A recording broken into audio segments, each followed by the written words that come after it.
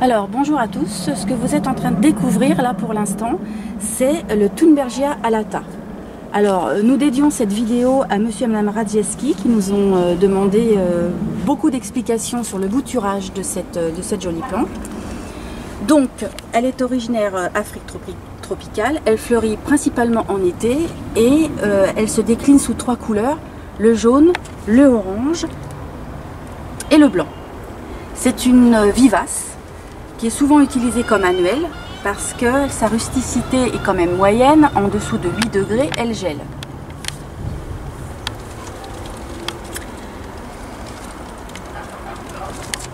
Alors Thierry, tu as des questions? Oui, alors moi je la connaissais pas. Ouais. Et donc du fait qu'elle gèle, il a fallu faire des boutures. Oui. Est-ce que tu peux nous montrer, parce que la difficulté, c'est quand on ne connaît pas une plante, c'est où prélever. Oui. Parce qu'on ne sait pas, il ne suffit pas de couper, il faut savoir où prélever. Donc j'aurais voulu savoir si toi tu avais fait des boutures, si tu avais réussi, et où prélever, vas-y.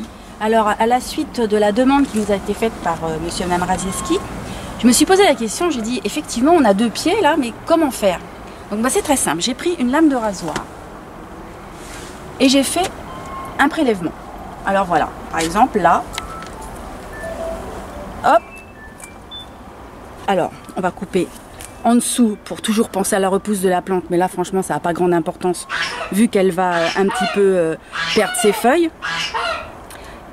La bouture elle est prête, je vais en faire une autre pour bien expliquer.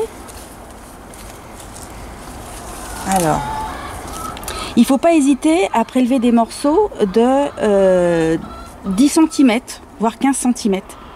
Et après j'expliquerai comment habiller la bouture, c'est-à-dire comment la préparer pour la mettre dans la terre. Donc je vais en faire une 3e. Voilà. Voilà. Donc là c'est des boutures c'est de l'année ça? C'est de l'année, ouais. Alors celle-ci, elle me plaît pas trop parce que je crois que je l'ai scalpée. Je vais en trouver une autre. Donc on fait bien les différences, hein. C'est tout vert. Oui. Comparé à ce qui est ligneux déjà. Alors c'est donc une vivace qui est, comme je l'ai dit, utilisée en annuel. Mais c'est normal qu'elle ait cette tête-là, on va dire, au mois d'octobre, puisqu'on est bientôt au mois d'octobre, on est le 29 septembre. Elle a tendance à perdre ses feuilles, hein, mais elle ne va pas mourir pour autant. Si vous rentrez votre plante à une température aux alentours de 8-10 degrés, évidemment, si elle passe l'hiver dehors, surtout nous, on est au nord de la France, elle meurt. Il faut savoir aussi que le Thunbergia, au bout de 2 ans de culture, a tendance à moins fleurir. Donc c'est bien de la régénérer. D'où l'intérêt de faire des boutures. Donc voilà, la dame, j'ai mes boutures. Donc je vais montrer comment. On va se télescoper avec le. Comment j'ai fait après. Alors quand je dis l'habiller, la préparer, là c'est toujours le même principe que n'importe quelle autre bouture. Je coupe bien en dessous de l'intersection des feuilles et de la tige. J'enlève les feuilles à l'aisselle qui me gênent. Voilà, on voit bien le renflement. J'ai mis de l'hormone de bouturage parce que je l'ai fait le 11 septembre la bouture. Donc ce qui n'est pas la période la plus propice. Donc j'ai donné un petit coup de pouce à la nature en mettant de l'hormone de bouturage. Alors jamais en excès. Je mets ma bouture dans le trou et je borne. Donc là je vois qu'il y a une fleur, il faut le loter. Oui, il faut le loter, exact. Ça sert à rien. Tiens, je t'offre. Merci. Donc, on va en refaire une 2e. Donc, c'est vraiment très très simple. On coupe, j'enlève les feuilles qui me gênent. Alors là, je vais retirer, sinon je vais me faire appeler Arthur. Hein. Hop. Et je mets la bouture. Donc, les premières boutures que j'ai testées sont du 11 septembre. Et voilà ce que ça donne. Donc là, on a assuré la descendance. Là, on a assuré la descendance. Et je les avais fait de différentes hauteurs. Et ça a bien marché. Franchement, je ne m'attendais pas à ce que... Tu les as mis à l'étouffer? Alors, je les ai mis à une température... Alors, je pense qu'il faisait même un peu plus que 20 degrés. Je pense qu'il faisait pas loin de 25 degrés. Elles ont été brumisées régulièrement.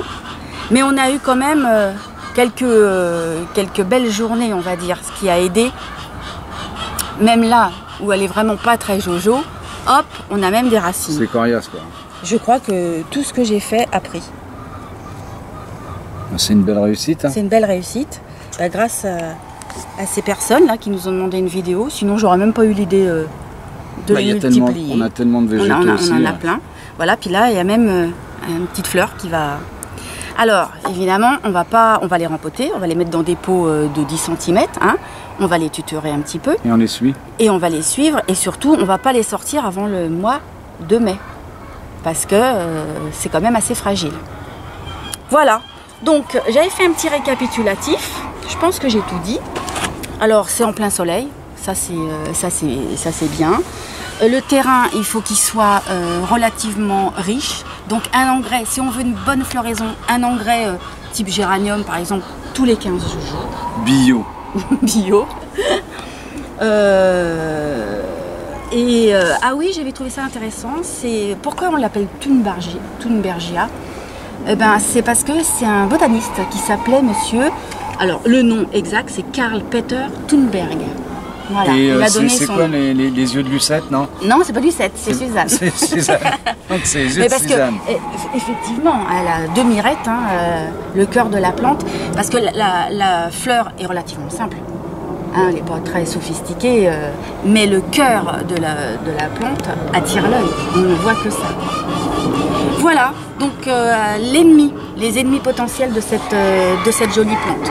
La cochenille farineuse, c'est les ennemis habituels de toutes nos plantes. La cochenille farineuse, les pucerons, les araignées rouges. L'araignée rouge, c'est ça quand la plante manque d'eau. Et puis l'oïdium. Alors là, c'est l'inverse, c'est quand elle est en excès. Je pense avoir dit tout ce que j'avais à dire. Puis même si tu avais oublié quelque chose, du fait qu'on va les suivre. La hauteur. La hauteur, là on le voit, ouais. C'est quand même une grimpante. Et là elle est limitée, mais elle peut monter à 2,50 m, voire 4 m. Donc 2,50 m, 4 m, c'est excellent. Hein. Voilà, et c'était chouette de faire ces essais. Alors, on est le 5 octobre. Oui. Et tu les as rempotés, Armelle. Voilà, pour finir la vidéo, on vous montre que les Thunbergia ont été rempotés soit par deux, soit tout seul. Et puis donc c'est des petits godets, hein. Oui, on va les laisser pousser tranquillement, puis on va les tutorer au fur et à mesure. Et puis après, c'est au mois de mai. Donc là, je vais les tenir en serre. Oui. L'arrosage. On va limiter l'arrosage. Là, là, on voit bien que c'est bien détrempé. Oui, j'ai arrosé, oui. Donc, à mon avis, dans 2-3 jours, il faudra réarroser. Tout dépend aussi de la température. Là, je vais être minimum, je vais être à 20 degrés. Donc, il va faire 20 degrés. Oui. Et j'arroserai, comme tu viens de me le dire, je vais laisser sécher, sans que ce soit déshydraté complètement, et je vais réarroser. Voilà, donc il n'y a plus qu'à. C'est fini pour le Thunbergia. À bientôt.